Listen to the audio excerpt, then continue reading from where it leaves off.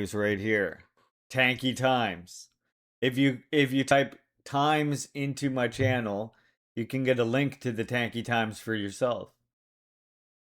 And all of the Tankie Times that I've ever had released so far. Thanks to our comrade Opsis, who put together an amazing webpage for them.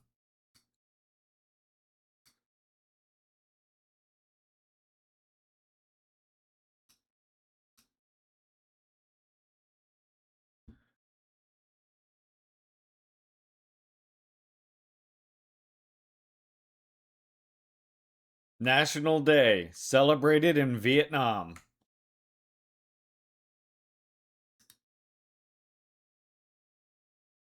First off, we got from Press TV, rising U.S. bond yields, $40 trillion debt, and looming economic crisis amid a war in Iran. These days, we hear a great deal about the rising yield on U.S. Treasury bonds. Welcome in, Ninja. The issue has caused grave concern among American officials to the point that, under the direct order of President Donald Trump to the White House economic team, the administration has resorted to financial engineering to prevent the country from sinking further into this endless quagmire. To finance its annual budget deficit, the U.S. government is authorized to sell bonds, provided it adheres to the debt ceiling limits set by Congress. These bonds are mostly offered with a fixed interest rate, meaning that bondholders receive a predetermined fixed payment every 6 months. The primary domestic buyers of these bonds are investment and pension funds, the Federal Reserve, and primary dealers, which consists of 25 major Wall Street banks selected by the Federal Reserve. Domestic investors hold roughly twice as much U.S. debt as foreign investors. However, it is important to note that since 2022, the Federal Reserve has not only stopped purchasing new bonds, but also begun selling off its existing holdings, a policy known as quantitative tightening. The largest foreign holders of U.S. debt include Japan, the United Kingdom, China, and others. But if most of the bonds issued by the Treasury offer fixed interest rates, why do shifting political and economic conditions have such a dramatic impact on their effective yield? The answer lies in the secondary market. The primary buyers, mostly domestic institutions, often sell these bonds to finance their own expenses, creating a vibrant secondary market.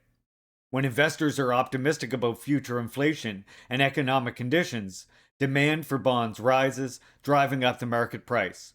This in turn lowers the effective yield. Conversely, when expectations point to a bleak future with high inflation, demand drops and the buyers bid lower prices, sometimes even below the original purchase price, which pushes the yield upwards. To illustrate this, consider a bond with a face value of $1,000 and an annual fixed interest payment of $50. Its effective yield is 5%. However, if demand weakens and the same bond trades at just $800 in the secondary market, while the $50 annual payout remains unchanged, the effective yield rises to 6.25%. 800 divided by 50. The main drivers behind this rising yield, falling demand, are fears of persistent inflation, concerns over the government's ability to repay its mounting debt, and their growing appeal of competing markets, such as corporate stocks. YP Razi from Press TV reports. An incredible bubble is being blown, chat. An incredible bubble. If you thought the last economic downturn was something to talk right home about, this next one is going to be something else. I recommend reading that whole article. There is more to it. The whole article was actually really good. The bubbles keep popping. Well, you know, we could always go for the Bernie Sanders solution and try and get the masses to pay for that debt. Isn't that cool? A bailout by the people. It's like when Bernie took $27 from all the people. Only now, instead of the money going to Bernie, it will be going to AI so that you can bail it out to invest in it, and then you'll profit from it later. Fucking Bernie. Socialize the AI debt ahead of time, right? Brilliant. The capitalists will love this idea. And they do, in fact. They do love that idea. It's part of the reason why I wonder if, like, there's, like, a certain more allowance, like, in that particular atmosphere with that particular mindset for some of these social democrats. Well, of course, they're still going to be attacked and even lumped in as Marxist-Leninists by huge segments of the ruling class. Another segment of that warring band of brothers is going to be like, if we let them have these crumbs and they subsidize our AI, maybe that will push it long enough until it's profitable. I only endorse burning plans for data centers. A true progressive, indeed. Today, or I guess, was it today or the other day? I can't remember. It was like today or yesterday was National Defense Industry Day in Iran. Something I think we can all salute. Yeah? As Iran marks the National Day of Defense Industry, 47 years of resilience and innovation, the country's transformation from dependence on foreign arms to a largely self reliant military power with advanced capabilities in missiles, drones, and other defense technologies, like its homegrown F-6 fighter that we see right here. Remember, I pointed out before that F-6 fighter that we heard about that bombed the US base in Kuwait? That wasn't like an actual F-6 from that many years ago. It was built on that platform with modern avionics and modern detection, modern internal equipment. So it's actually an indigenously made one. You can actually see one in the picture right here. You can see the front of it.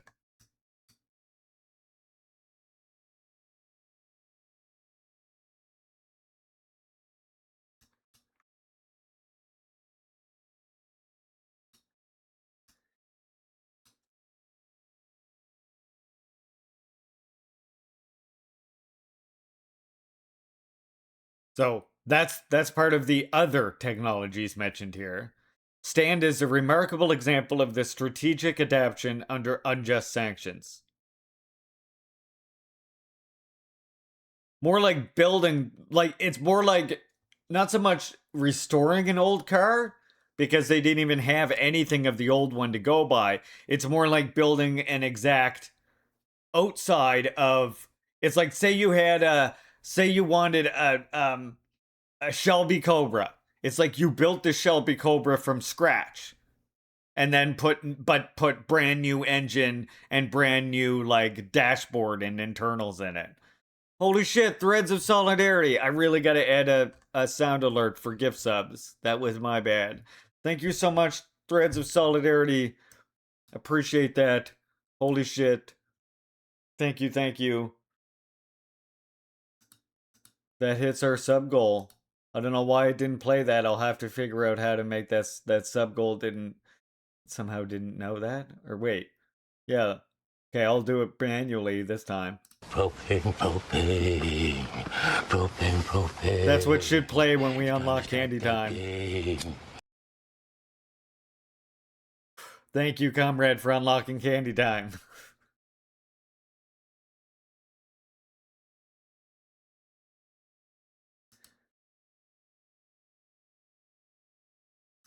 The 31st of Mordad, observed as the National Day of Defense, of national self-confidence and the achievements of generations of talented young specialists who, under some of the most difficult conditions, chose to rely on indigenous capabilities, scientific expertise, and national determination. The day commemorates a defining chapter in Iran's modern history. During the sacred defense, the country confronted an enemy, while even basic defensive equipment, including barbed wire, was subject to sanctions. Yet the very pressure and deprivation imposed on Iran became catalysts for a broader movement towards self reliance, innovation, and technological independence. Juche is what's happening. From an era when Iran struggled to obtain even basic military Juche is equipment what's happening on this planet, y'all. to today, when increasingly sophisticated defense systems are designed, manufactured domestically by Iranian specialists, the country has traveled a remarkable path of technological development and strategic adaptation. Today, as the US and its allies are unleashing new forms of aggression against the country, extending across economic, political, media, cyber, and military domains, the mission of Iran's defense industry extends beyond meeting immediate operational requirements. Its broader objective is to develop an intelligent, adaptive, and comprehensive deterrent capable of addressing both conventional and emerging threats. Drawing on faith, scientific expertise, technological innovation, and a vast pool of human capital, Iran's defense industry has transformed the constraints of sanctions and external pressures into drivers of indigenous capability, strengthening the country's defense capability and strategic deterrence. Before the Islamic Revolution under the pro-American regime of Mohammad Reza Pahlavi, Iran's reputation as a military power rested largely on imported weaponry rather than indigenous capabilities. The country purchased thousands of tanks and hundreds of aircrafts and helicopters from Western suppliers, including the United States, while possessing little capacity to develop or manufacture advanced military systems domestically. Meanwhile, Iran's vast fossil fuel reserves were extracted with the assistance of foreign companies and technology and exported for hard currency, much of which was spent on imported technology, weaponry, and Pahlavi's monarchy's extravagant lifestyle. By Avin Kezek, Press TV. I've got a good article for tomorrow, by the way. I'm excited.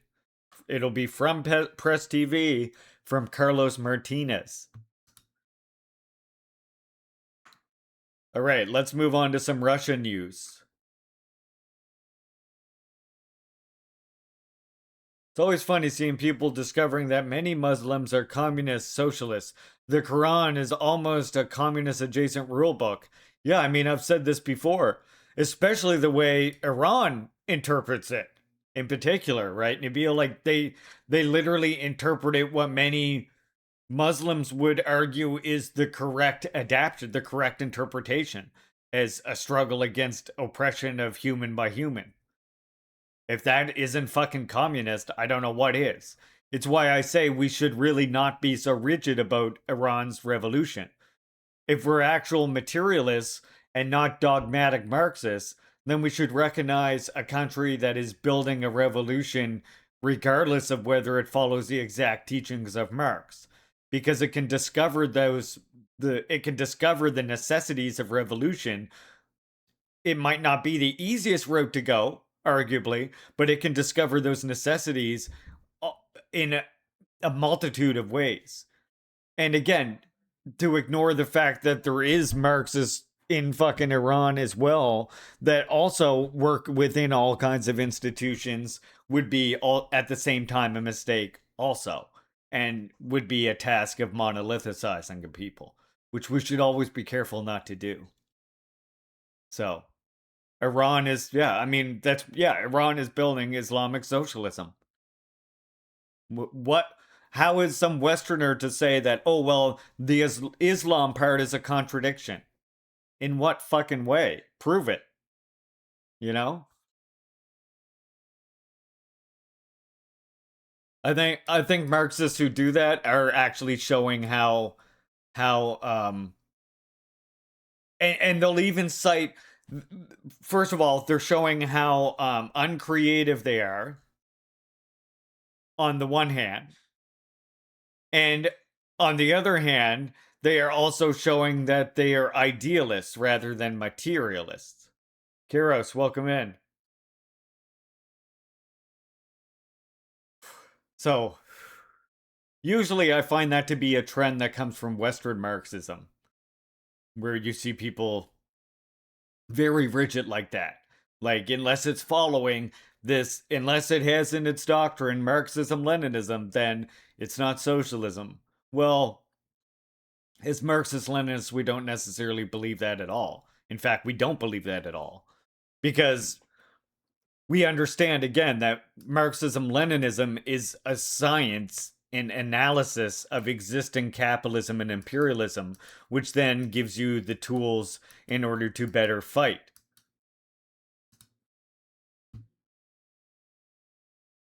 So, again, and to say and to exclude like what role Iranian Marxist Leninists that are there also is again a mistake. And the other mistake that I see communists make while we're talking about this before we go on is to try and look at the Communist Party that's in another country, specifically an anti-imperialist country, and they try and take up their line and their critiques of their own country. That's not your job. In an inter-imperialist war, sure. Sure, then you say whatever shit about both sides. Or you take up the Communist Party line. But when you're talking about an anti-imperialist country, you don't take up those criticisms of the other country because you're not trying to encourage revolutionary defeatism. You're trying to fight back against dehumanizing propaganda of that country. Which is why I say I have seen some, again, mostly Western communists, I think, but I've seen some communists go, well, this is Iran's Marxist Leninist, this Communist Party in Iran's line on this particular subject, or on Khamenei or whatever. And it's like that's actually a mistake for a number of reasons. One, they might have fraternal relations with other communist parties in other countries. Collective TV, good to see you. But having those fraternal relations doesn't mean like that doesn't mean that they don't work. That doesn't mean that they work against the other anti-imperialist forces in that country, if that makes sense. So like because you had to form an anti-imperialist united front. So whatever criticisms Iran's Communist Party has of their own government, that's not up to communists here to engage with. That's not up to us to take. Because on to take another reason is because you don't know what internal problems that Communist Party might have. Right? You don't know what factions there might be. You don't know what splits might be going on. You don't know what other communist parties might be in the area. You just don't know enough about the inside struggles within that communist party to just say, well, look, there's the Communist Party in this country. This is what it says about its anti-imperialist government. So, that's my criticisms too. That's not, it's not nonsense. That's nonsense, it's hard for you to know all of these internal criticisms about the country. I mean, it's one thing to read about it and learn about it, green eggs, which is fine. But you shouldn't then go and advertise what you read when you're defending Iran, essentially. Because again, that's their own criticisms. That's an internal struggle of their country. What our job here to do is to fight against dehumanization of Iran. And one of the ways that dehumanization works is by doing this falsity of separating Iran from the government, which is nonsense when they're bombing the people in the country, right? The same goes for Russia. That's why I say leftists here really have a job of rehumanizing Russian people, rehumanizing Iranian people, other people, Korean people, Chinese people that are demonized from the empire, because all of that dehumanization, all of those narratives exist in order to justify a war against it.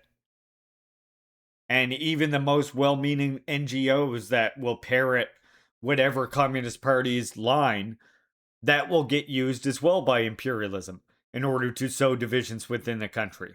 So the response from leftists here, the has to be a united front against imperialism.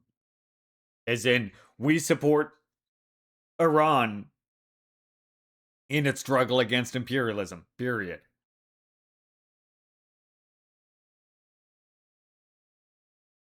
Yeah, Nabil, that's my thing. That's my thing as well. I did say earlier today, that the Russian war, revolutionary defeatism, does not apply when it comes to the Russian special military operation. I was thinking about this the other night, and I noticed Kamira actually posted something almost identical. Both of us almost at the same time, which was, I just said that, like, revolutionary defeatism doesn't apply to Russia because imperialism and US led imperialism, but imperialism in general is trying to destroy Russia. So it is in an existential battle for its survival. That's not an inter-imperialist war. That's what you advocate revolutionary defeatism of your own country for, is in an inter-imperialist war. Because in that respect, the bourgeoisie has an interest in prolonging the war. And actually, a funny little detail about the SMO is that the Russian bourgeoisie, unlike in the West, they are not benefiting from the Russian SMO like the way that like the way Western companies do from their wars in the West. And just trying to find my poster because I got a book recommendation for you. You would have to buy it, but I also recommend just following the profile as well. Where was it? Must be right. Yeah, here it is. Kyle Train emoji here. He's written this book called "The Why the World Needs China," which is this one right here. And one of the fantastic things about there's a chapter in this book that talks about Russia and how the Russian bourgeoisie doesn't actually benefit from the SMO because of sanctions and embargoes. And therefore large sections, the contrary to what the West says, like the sections that most oppose the military operation are actually the bourgeoisie. While the feeling of the general everyday Russians is that they want this to be done with. They want Russia to get it over with as quickly as possible, is like the general sentiment. And then I've explained before the reason why Russia is moving extremely slow is because they are actually trying to avoid Ukrainian casualties. They do see a separation between the Ukrainian government, Ukrainian people. So they do actually want to minimize civilian casualties. And since this has begun, and especially since they've occupied some pretty sizable territory in Donbass, they have had a problem of being fed misinformation that says this is like a Ukrainian military installation. Bomb this. And they'll send out intelligence to go and investigate this, and it'll be some civilian infrastructure. So what they believe is that, there's Ukrainian intelligence, Ukrainian espionage that's feeding Russia like as much fucking civilian targets as they can, saying that these are real targets. So Russia's having to investigate every kind of secondary, any kind of secondary like call that they get talking about targets. Whereas, the same thing's not happening with Ukraine because Ukraine is looking for civilian targets to hit. That's their plan. Their idea is that, just like with the West, they have the same logic that if they hit enough Russian cities and they kill enough Russian civilians, then that will cause people in Russia to rise up against Putin. It's the same logic that the West has. Leftcoms think that if a country is not imperialist, then they're good or neutral. Their moralization of political theory is a liberal infection. Yeah, absolutely. I mean, I mean, I, I mean, we can argue like from the perspective of anti-imperialism, it's objectively good when a country weakens imperialism. So, good is a contextual word. It's a strategically good thing.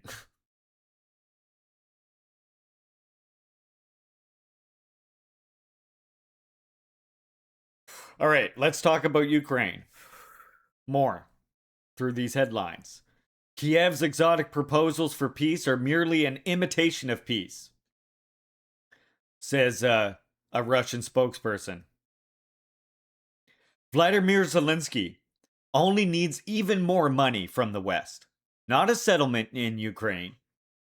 Russian Foreign Ministry Ambassador at Large for the crimes of the Kiev regime, Rodion Mishronik, told Irvestia, adding that Kiev's exotic proposals for peace are merely a sham intended to simulate peacemaking efforts.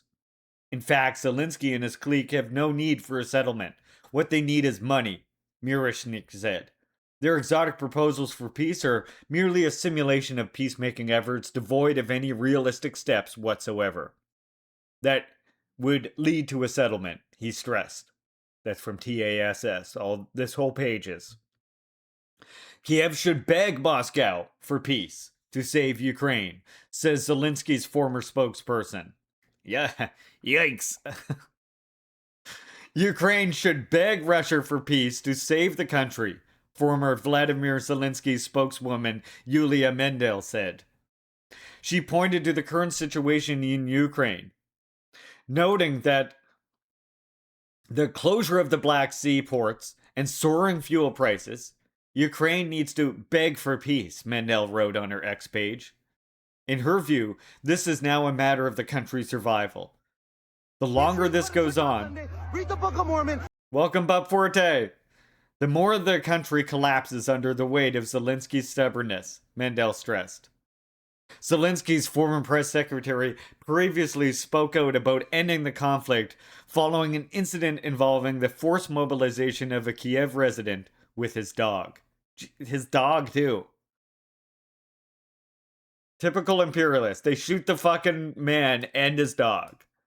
Right on. 2 children killed. 7 injured after UAV debris fell on Children's Center in Krasnodar. A massive Ukrainian drone attack is being repelled in the Krasnodar region, Governor Vyanin Krasnodev said, adding that debris fell on a private children's center in Krasnodar, killing 2 children and injuring 7 others. And 2 adults have been hospitalized. This is in Donbass. The Krasnodar region is repelling a massive enemy drone attack tonight. Once again, the targets were civilian facilities, peaceful residents, and their children. Drone debris fell on a private children's center in Krasnodar. Unfortunately, 2 children died. My deepest condolences to their family. 7 other children were injured and currently receiving all necessary medical care. 2 adults are also in city hospitals. I wish a speedy recovery to everyone, he wrote on Max. Bry, welcome in. A new corruption scandal involving involving representatives of Zelensky's office directly concerns him. Former Ukrainian Prime Minister Nikolay Azarov told TASS. You don't say. Zelensky in a scandal. I don't believe it. I've got some news breaking on X here for you. Perhaps you heard of that Guardian article? I didn't report much on it because, I gotta be honest, when I first heard about it, it seemed a little fishy to me. Some of the names on it made sense, but Mumia Abu Jamal, when I saw that his name was on it, I went, hold up here. This article, something smells fishy as fuck about it. And that's why I didn't actually say anything about that Guardian article. So I appreciate now that Vijay Prashad is coming forward with some interesting points about this article.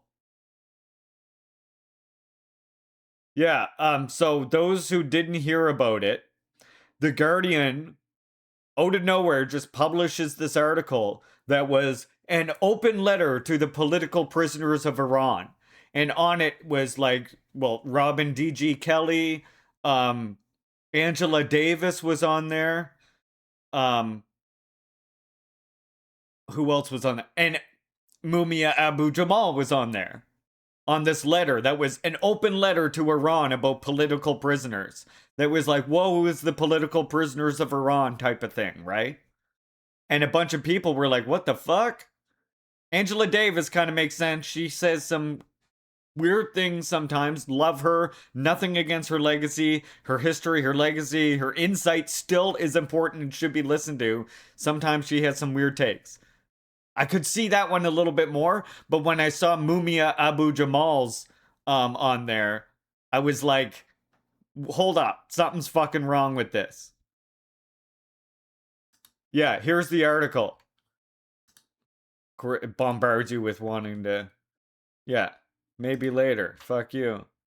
See, here it is talking about mass executions in Iran in 1988. And then here's the people on it here. So I'm not going to read it, but you can imagine what this says. Yeah, no, Nabil, and that's what I say. Don't let that take away from her legacy, even if this was real. However, we're going to talk about this letter in just a second. Just look at the people on it. Alberto Toscano, Angela Davis, Bernardine Doran, Bill Ayers, Cherie El Morgara, Dan Berger, Hossam Jarius, Jason Stanley, Judith Butler, Michael Lowley, Mumia Abu Jamal, Michael Mansfield, Ricardo Jamez, Rua Benjamin, Ruth Wilson Gilmore, Yassine El Hashsalah. So, this is the full list. So, it's just like a weird mix of people on it, right? Like, it almost makes no sense. Some of the people being on there together in a way. Oh, Geist, I hope you get well soon. Get your rest, comrade. We all are wishing you a get well soon. I promise you that. So the names made no sense. Abu Jamal made no sense. So all these red flags are why I never read it out loud.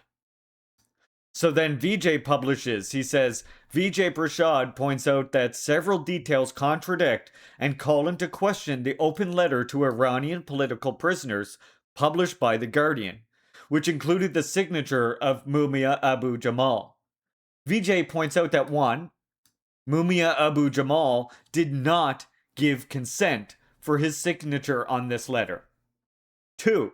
Several initial signatories, such as Robin D.G. Kelly, have now retracted their signatures, saying that the letter was published was not what was shown to them. Then, as why did the Guardian editorial team not make sure the signatures were accurate, or that what they published was the same as the signatories had read? Vijay also points out that Mumia sent a message about his feelings on the US-Israeli war on Iran, written on 2 paper plates. And for those who weren't able to read this, here is what the paper plates say.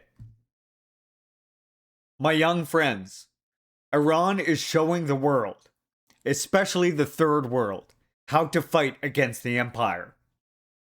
Their drones are rewriting the rules of war, and countries across the global south are studying this phase of the war for their use. They remind me of Vietnam, poor country that whipped the most powerful army on earth. That's what we are today. Love Mumia. That's where we are today, sorry. Love Mumia. So does that letter, what he wrote on those 2 plates, sound like somebody who would sign that Guardian letter? I don't fucking think so. So, be wary of the Guardian. This is why I say, You cannot trust liberal fucking media. Do not trust what the liberals say. They will literally just lie. We know this from what they say about DPRK. And they will use like actual revolutionaries like this as well, including if they're alive and don't have a very loud voice because they're in prison, like Mumia Abu Jamal. She does some Gabriel Rockhill bashing the Western left. She also points out that pretty much no one inside Iran talked about this letter, supposedly addressed to the Iranian people and prisoners. Yeah, probably because Iran had kind of the same reaction I did. Well, this makes no sense, and The Guardian is publishing it. So that's two strikes, you know?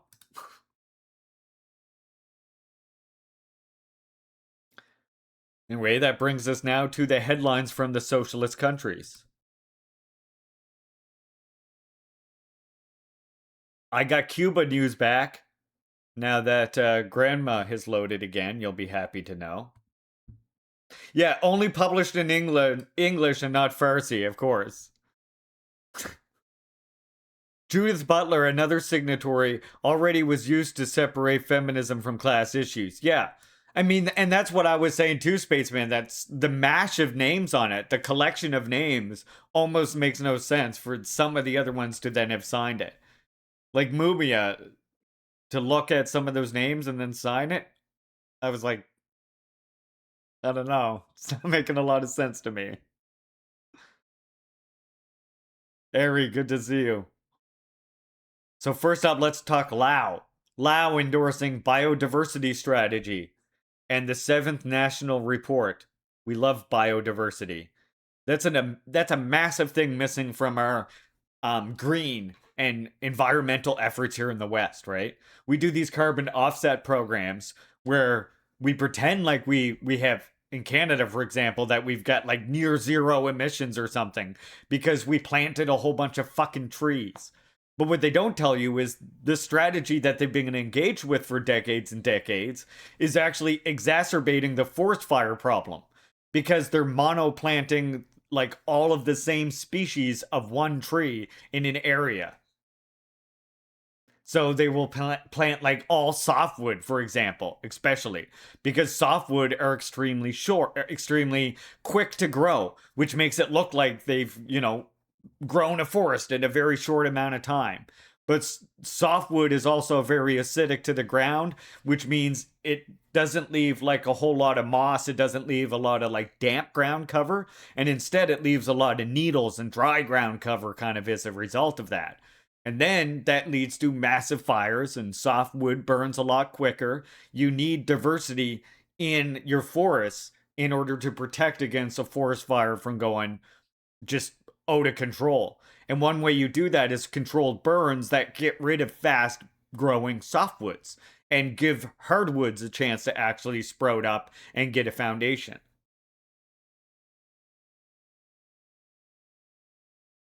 Sorry, but this is one that's close to me. So, yeah, greenwashing. This Friday is the 80th anniversary of the founding of the WPK, by the way. Oh, obsis. This Friday. Let me get my fancy dancy notebook out here and make a note of that. Because I will do it. I'm gonna do a issue or do a thing for that on the Tankie Times.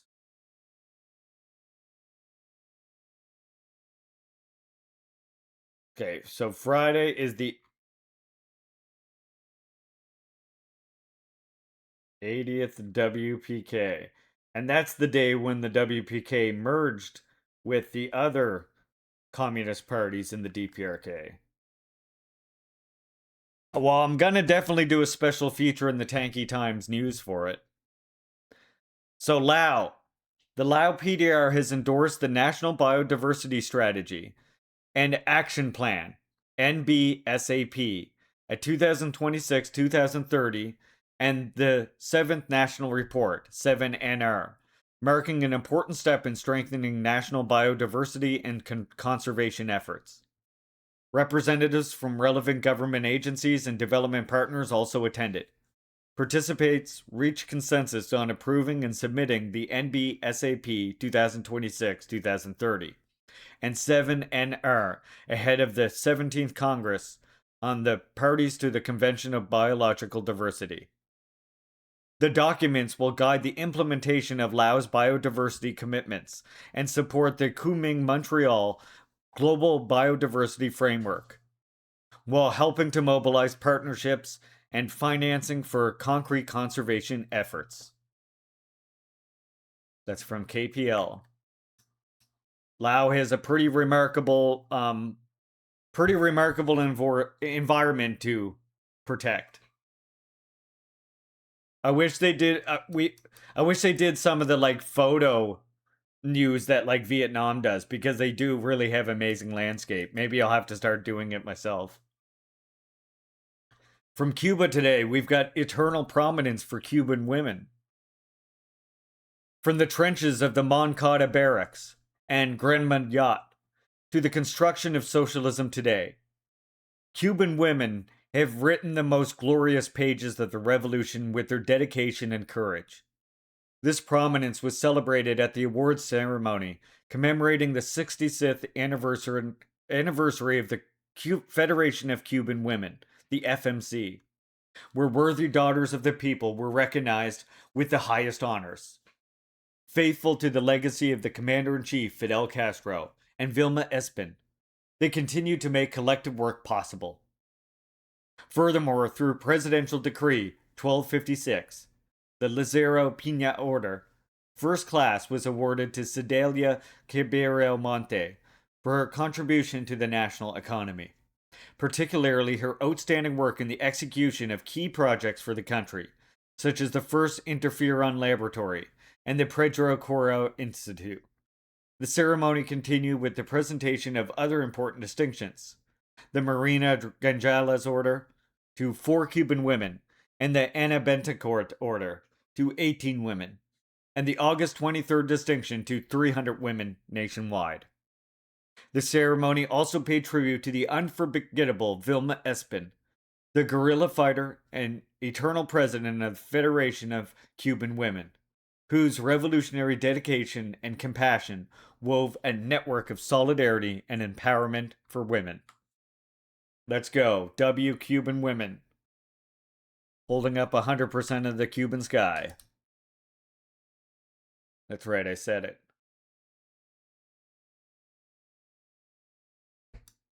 And here's the cover story today. Dien Bien, resplendent with colors to celebrate National Day.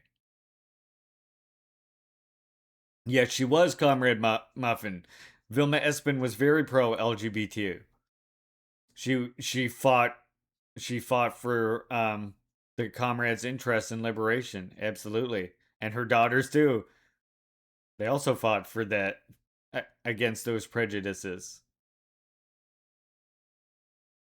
Yeah, I wasn't even joking. Women hold up 100% of the sky.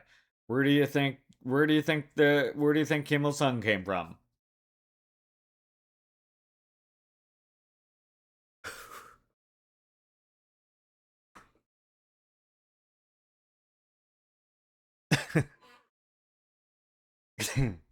Okay, Dien Bien, resplendent with the colors to celebrate National Day. During these historic days of August leading up to the 81st anniversary of the August Revolution and National Day, September 2nd, streets, residential areas, schools, and historical sites across the land of Dien Bien are vibrant with the red hues of the party, the national flags, from the relics associated with Dien Bien Phu victory to the rhythms of modern life in Myeongdong village. The flags evoke a spirit of excitement and pride among the people from all walks of life. Red Flag Day in Vietnam. By the way, we do have an ad coming up, comrades, in just 3 minutes. They last for 3 minutes. If you would like to avoid the ads, think about supporting the Leaping Larry stream, and also think about supporting the Leaping Larry stream because it keeps us fed. You can also support by becoming a member if you're watching me on YouTube, and members get early access to selected YouTube videos as well. Think about supporting us on whatever platform you prefer. You can also do Ko-Fi and PayPal as well. Any support helps to keep this channel going, and your consideration is much appreciated. Otherwise, we will see you after the ads in about 3 minutes. Support your local Tankie. I think I need a new mouse. My mouse skips around this page. Does anyone else experience that when they click and drag, or is my mouse fucked? The second edition of the World Humanoid Robot Games gets underway in Beijing. Look at that guy go. The second edition of the World Humanoid Robot Games officially got underway at the National Speed Skating Oval in Beijing on Saturday, as more than 1,000 mechanized entries demonstrated their capabilities in the Chinese capital. A Chinese developed robot headlined the first day after clocking a time of 9.39 seconds in the 100-meter dash, surpassing the world record of 9.59 seconds posted by legendary Jamaican sprinter Usain Bolt in 2009. A Beijing-built entry also cleared 2.8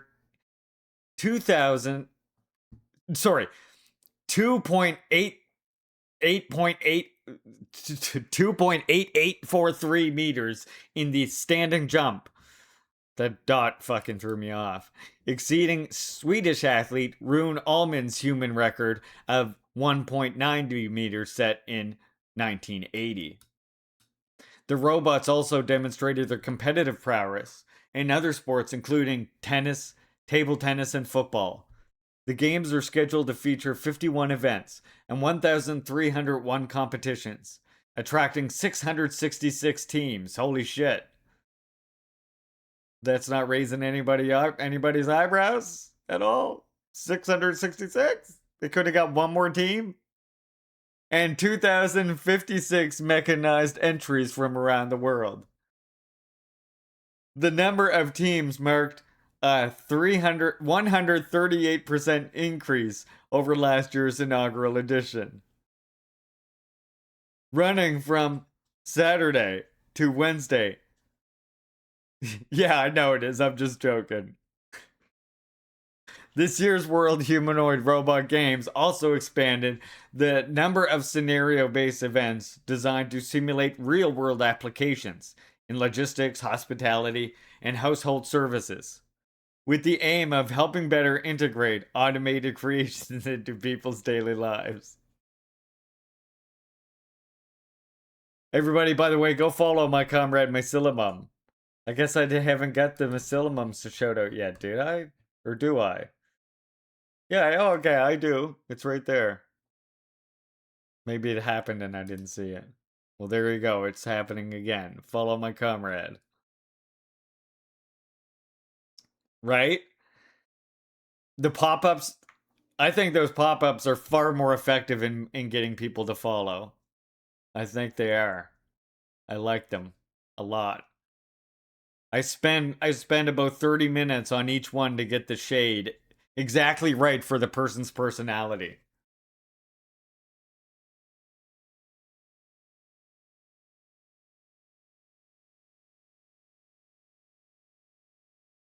On the topic of falsehoods about Iranian prisoners, while Israel did strike Elvin prison, they did not hit any transgender wing housing 100 transgender prisoners. They hit areas for visitors and yeah, I mean, they're a riot. There's no indication any trans person was harmed in the attack. Yeah, I want to point out that's not a thing. Trans people are not persecuted for being trans people in Iran. That's bullshit imperialist propaganda. And on top of that, there is no such thing as a trans wing in any prison in Iran either.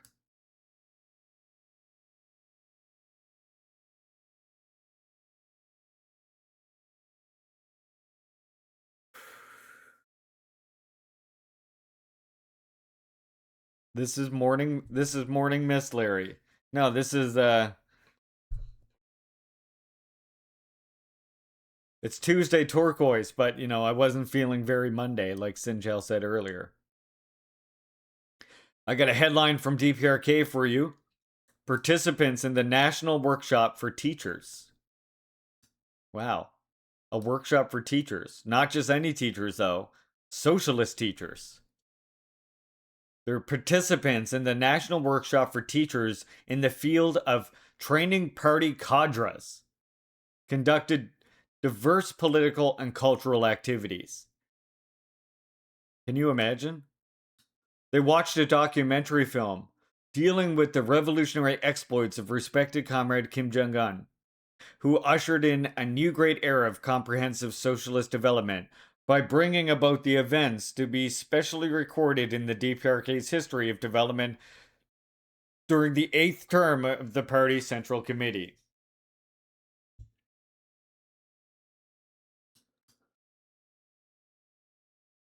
Huh. I'm not going to say anything about pedestals. I'm going to be stronger than that.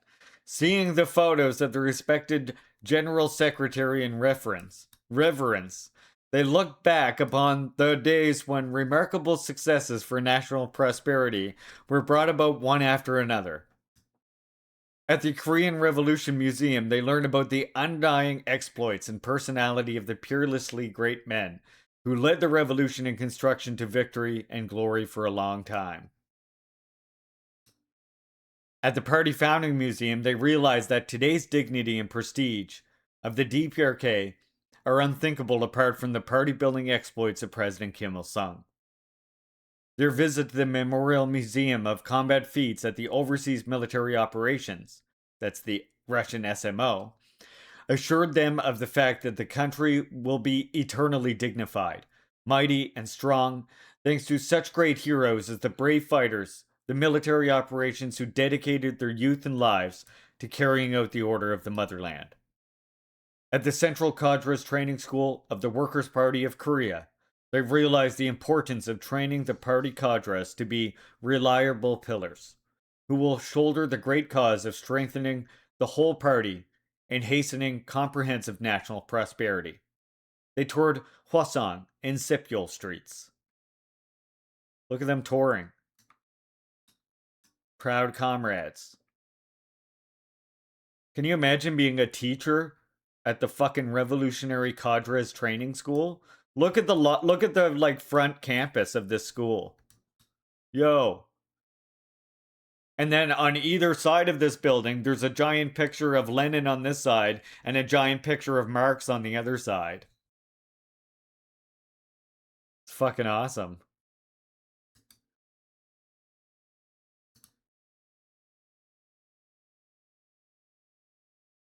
That's what I want to do. Yeah.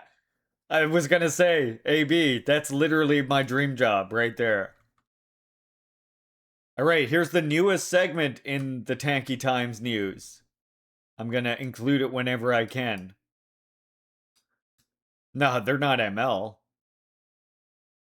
They don't have enough Marx and Lenin portraits, Neuro. They need a couple more first, then they can be ML. I've got a socialist sports report for you. Vietnam beats Thailand 2-0 in the ASEAN Cup final first leg. Vietnam, in the red, gained a decisive 2-0 victory over host Thailand in the first leg of the ASEAN Cup 2026 final at the Rajamanagala Stadium in August 22nd. This victory gave the defending champions a significant lead ahead of the second leg. The two sides will clash again at My Dien Stadium in Hanoi on August 26. So stay tuned for updates soon to come. I never thought I'd run into a publication called The Tankie Times. Well, I'm here to fix that. 54. And my other newest segment, I'm now including a daily comrade quote. Or multiple, depending. Everybody, today's is from Lenin. Everybody, of course, has seen the small owner blend every effort, and strained every nerve to get on in the world, to become a real master, to rise to the position of a strong employer, to the position of a bourgeois. As long as capitalism rules the roost, there is no alternative for the small owner other than becoming a capitalist. And that's possible at best in the case of one small owner out of 100. Or becoming a ruined man, a semi proletarian, and ultimately a proletarian. Comrade Lenin. Tomorrow's is going to complement this, and it will be by Stalin.